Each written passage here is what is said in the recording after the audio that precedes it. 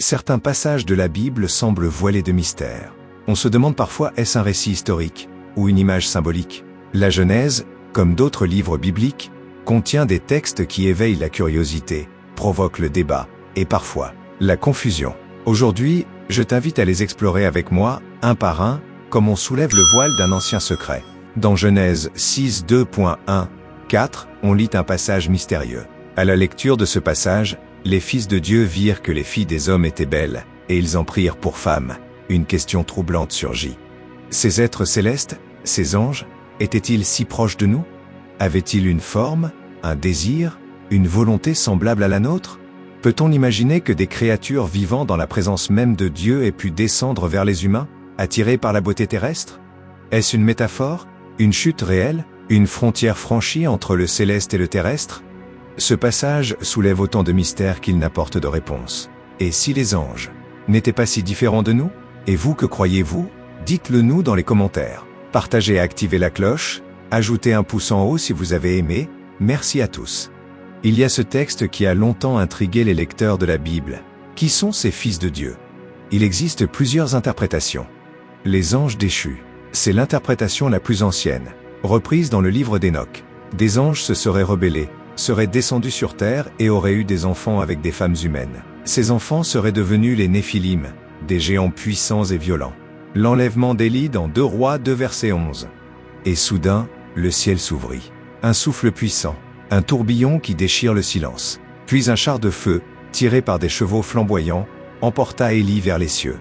Mais si nous regardions cette scène avec les yeux d'aujourd'hui, ne verrions-nous pas une traînée lumineuse, comme celle d'une fusée, un grondement, un jet brûlant, une élévation soudaine vers l'inconnu? À une époque sans moteur ni machine, comment décrire ce que personne n'avait jamais vu? Était-ce vraiment un char, des chevaux de feu, ou bien les mots anciens pour tenter de décrire un phénomène céleste qui dépassait tout entendement? Peut-être que ce que les témoins ont vu était bien réel, mais leur langage, lui, était symbolique. Et si Élie avait été enlevé, comme dans un véhicule venu d'ailleurs? Il emporta Élie, vivant, vers les hauteurs. Pas de tombe, pas d'adieu, juste une ascension, comme voler au monde. Mais alors, que s'est-il vraiment passé? Était-ce un phénomène céleste, un miracle réel, hors des lois de la nature, ou une vision, un symbole de gloire et de passage vers l'éternité?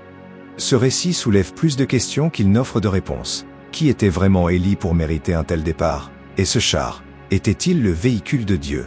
Dans le livre d'Enoch, un texte ancien, fascinant, souvent oublié, mais jamais complètement effacé.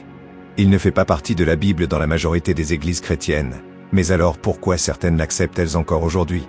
Ce livre remonte à l'époque précédant Jésus. Il a influencé de nombreux écrits juifs et chrétiens. Il parle d'anges déchus, de mystères célestes, de visions de jugement, et même du Fils de l'homme, bien avant les évangiles.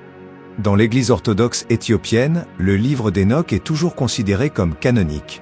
Pourquoi? Parce qu'il a été conservé, recopié, lu et respecté depuis des siècles dans cette tradition. Pour eux, il n'est pas seulement un texte ancien, mais une révélation sacrée. Autre fait curieux, dans le Nouveau Testament, l'apôtre Jude cite directement le livre d'Enoch. Jude 1 verset 14. Cela prouve que ce texte était connu, et même utilisé, par certains premiers chrétiens. Alors pourquoi les autres églises l'ont-elles écarté? Peut-être à cause de son contenu trop mystérieux, ou parce qu'il évoque des réalités spirituelles difficiles à interpréter. Mais une chose est sûre, le livre d'Enoch continue de troubler, d'inspirer, et de faire naître des questions. Comme s'il portait encore, à travers les siècles, le murmure de secrets oubliés. Le jardin d'Éden, lieu de paix, de pureté, et de toute première humanité. Un jardin décrit comme étant à l'origine de 4 fleuves, le Tigre, l'Euphrate, le Pison et le Gihon. 2 de ces fleuves existent toujours aujourd'hui, en Mésopotamie, au Moyen-Orient. Les 2 autres sont plus mystérieux, perdus dans le silence de l'histoire. Mais, est-ce seulement un mythe? Pas pour tout le monde. Au fil des siècles, des explorateurs, des théologiens, et même des scientifiques se sont penchés sur cette énigme. Des fouilles ont eu lieu, des images satellites ont été étudiées. Et certains chercheurs pensent que l'Éden pourrait se situer au sud de l'Irak, dans la région de l'ancien delta du Tigre et de l'Euphrate, près du golfe Persique.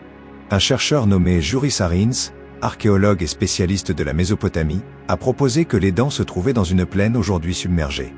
En analysant d'anciennes cartes du relief sous-marin, Il a identifié des lits fossiles de fleuves qui pourraient correspondre aux 4 mentionnés dans la Bible.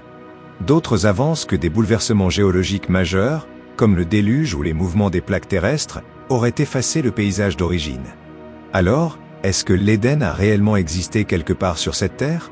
Ou est-il à jamais perdu dans les plis du temps et de la mémoire divine? Peut-être qu'il ne reste du jardin qu'une empreinte. Une nostalgie gravée au fond du cœur humain, comme un souvenir d'un monde parfait, que nous cherchons encore.